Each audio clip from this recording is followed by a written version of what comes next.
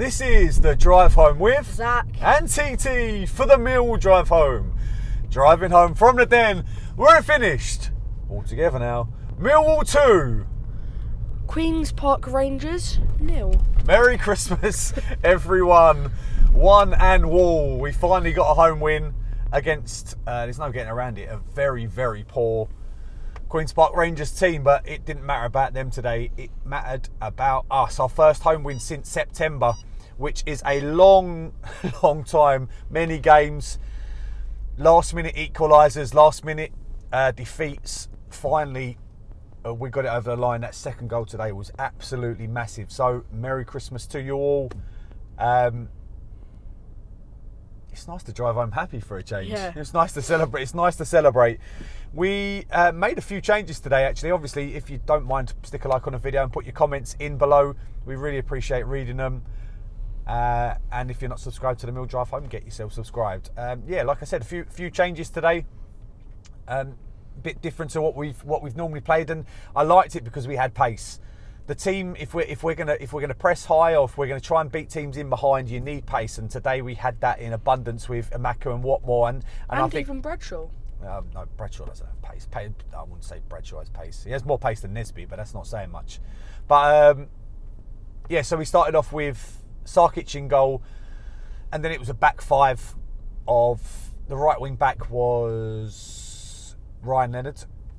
Was it Ryan? No, it weren't. It was Brooks Norton Cuffy. Left wing back was Joe Bryan. It was good to see Joe Bryan back in. I do think he's a difference maker as well. The back three was Ryan Leonard, Jake Cooper and Wes Harding, who turned into a little bit of Messi in the middle of the park. He was really good on the ball today, Wes Harding, although he did make a mistake in the second half I'll get onto. We had Saville and George Honeyman in central midfield. Now, I dug out George Honeyman a little bit on social media before the game. Obviously, this was his 50th appearance, and I haven't seen too much of him. And I did think that he's being played out of position, and you could tell today that, you know, the man's not a winger. He played much better at central midfield. Picks up a booking, but he was much better in central midfield. That is his play style. Yeah. Him and Saville are both, they're brutes. They will go through someone if they need to. And then we had Ademo Maku. Who else? Tom Bradshaw, and who was the Duncan left side? Watmore. Yeah, Duncan Watmore. We started the game on the front foot. I felt that, like I said, the only time QPR looked like scoring today was from a set piece, and they didn't really offer too much more. We create the first. Ironically, I say that, and our first chance was created by from a corner. It comes out to George Honeyman, who was on the edge of the box, and he's kind of half volleyed it into the. I think it's gone wide from his chance, but that was our first real chance. QPR's then had their great chance from a corner. A ball crossed into the near post. The lads got in front of our defence, won the ball at the near post and hit it over the bar. He should have done better, really. It was an excellent chance for them. There weren't too much going on in the first half, but then we pick up the much needed goal. Do you remember the goal? Yes, I do. I think Duncan Watmore gets the ball in the middle, and Bradshaw starts to run around the back post, but Duncan Watmore plays it out to Saville, who has plenty of space. I don't know if it's a shot or a cross, but he drags it across the floor, and Bradshaw, out of nowhere really, comes in and just grabs the goal, tucks it into the goal, and we're flying into 1-0. I think it didn't hit with any power, so I can't see it being a shot. So I think he did pass it across the box. And Sam Bradshaw's done really well because he's miles onside. He does really well to drift in at that far post and then suck it in. It was actually a good move. It was a good break from us. Yeah. And it's what happens when you press high and you know, like I said, QPR, when we play attacking players that are competent. Yeah, QPR made, you know, I think their keeper made more touches in the first half than any other player on the pitch, and it was just so negative that they kept possession, but just for keeping possession's sake. There was no drive to get forward with it. And eventually, when you play that possession football, you've got to be excellent. You've got to be on your game, because if you turn the ball over, you're obviously you don't like losing the ball there, and that's what happened. We win the ball and go on and score from it. Get to half time, and you know obviously the atmosphere around the Den has been awful. It wasn't a great atmosphere again today. Obviously, the last 3 or 4 minutes was good, but it's been very quiet. Understandably so, given the performances that we've had. But we create our first chance. Ademo Maku, who was, like I said, he was excellent. He was all over the place today, all over the park. His pace and directness really caused them problems. Does he make the right decision in this instance? I don't know. He's coming in from the right. He's got Watmore and I think Bradshaw in the middle, and he could cross it in. But he's to be fair, he's had a really good shot at the near post. The only thing I would say is he goes near post. He doesn't go across goal, which meant that Begovic saves easily well. Covered it. Yeah, easily covered it and puts it and covers it wide. He was a very big keeper. Yeah, Begovic. he is a big keeper. But so he covers the goal well. So you have to put it in a corner or play it across him to actually end up. He's gone for power, isn't he? Scoring. QPR then have a great chance. It was a mistake by Joe Bryan passed it into Wes Harding. Wes Harding, I think it was a Maku that played it into Wes Harding. Harding's calling for the ball, saying, you got time. He plays it to him. Harding kind of takes his eye off the ball, and then it filters through to Chair, who spent some time standing up today, and this was one of the times where he did stay on his feet. He's through on goal. To be fair, Harding recovers well to put him under a bit of pressure, but Chair has a shot at goal and Sarkic saves well. I don't think he got anywhere near enough power on it.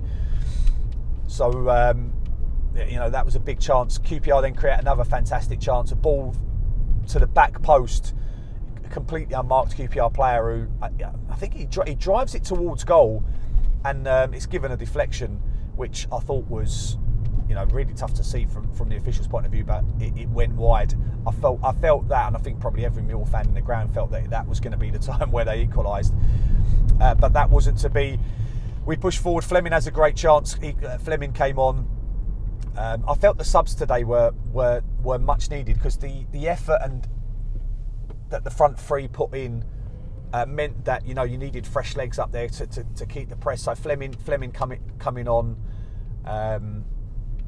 Nesbitt come on for Bradshaw, and it just made a big difference into us being able to press. And Fleming's had the shot from outside the box, a volley, and then he had another chance. He has another chance. Oh, you can go, mate. You've got plenty of room there. People.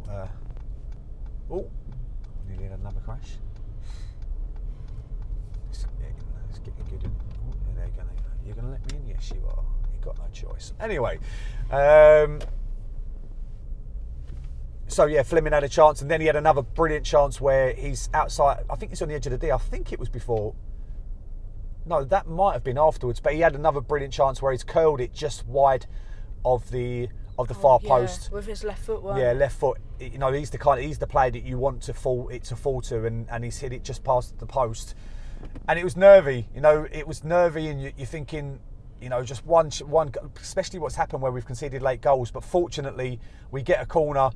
So they put the ball up 10 minutes at a time. Oh yeah, literally just as the ball's gone up 10 minutes, Saville takes the corner, he whips it in, and Murray Wallace is at the far post and kind of loops the ball. He does it on purpose. I don't know whether it hits him, whether he tries to go in, but it's a weak goal to concede from QPR's point of view, and it just loops into the back of the net. And the relief around the Den was massive and much needed. That second goal was much needed, because QPR were always going to push forward a little bit, but to be fair, didn't really create anything in the last in injury time. Mill had a couple of breaks where we could have done better, but Nesbitt had a chance where he should have really hit the target. Yeah, he's been put through by Fleming. But he's coming at an angle, and he's on his left foot. He's on his left foot, and he hits it again. He hits it near post and goes into the side netting. I think the Kitchener stand probably thought that was a goal. But we see the game out, and we get a massively needed 3 points, because we've been on a slide.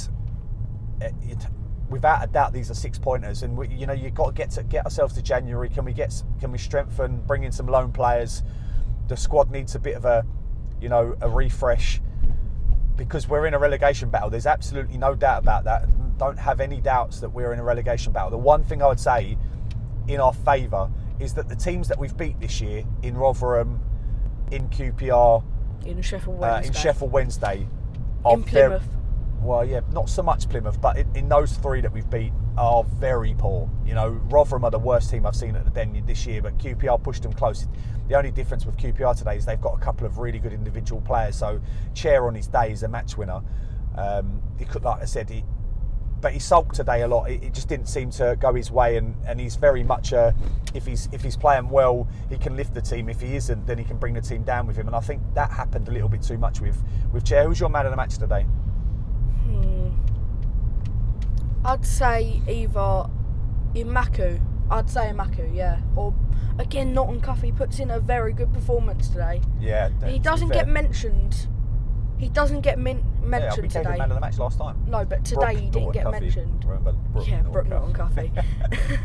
Yeah, but yeah, I had Imaku, I feel like, today because he was just so direct. He hit the defence. Yeah. I agree. I think Amaku deserves some man of the match because he does go over too easily. That's the one negative I would say, but it's because he's so light on his feet. Contact doesn't help him, but we'll leave it there. Driving home on the Boxing Day, to be fair, early kick-off.